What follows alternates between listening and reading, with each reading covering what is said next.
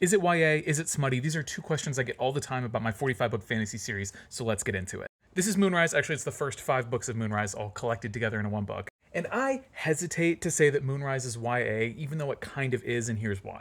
YA doesn't like mean anything anymore, right? Like it used to mean YA books followed characters who were young adults. And in the case of Moonrise, this is basically true. The characters are all aged 16 to like 23. And there's one character who's like in his 50s.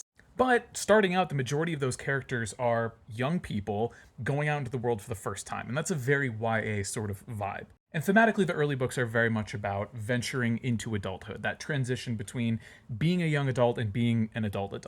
But this changes as the series evolves. Like I said, this is a 45-book fantasy series. We are following these characters from the beginning to the bitter end. And we will see a lot of these characters mature into adults. We might even see a few of them grow old if I'm feeling generous. I've written drafts up to book 20 in this 45-book series, and on book 20, the themes are no longer young adult. They're very adult themes. They're adult problems that adults deal with. Which brings me to the second question, is there smut?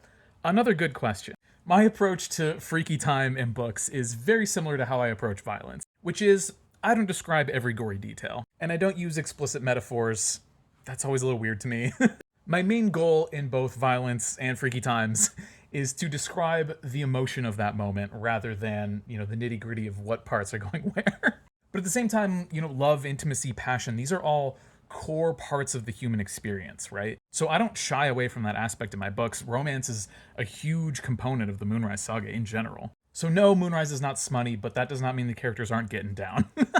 I could talk about this series endlessly, so if you have any more questions, let me know. You'll get another ranting reply.